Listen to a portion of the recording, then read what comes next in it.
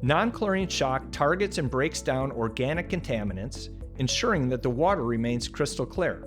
Even better, it doesn't raise chlorine levels or cause chloramine odors. You also won't have to worry about bleaching or fading your vinyl liners or painted surfaces. Here's how to use it.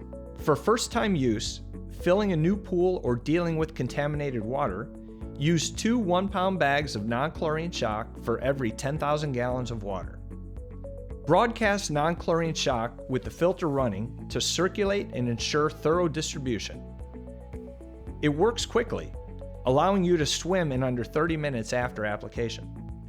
For your pool's weekly maintenance, apply 1 pound per 10,000 gallons.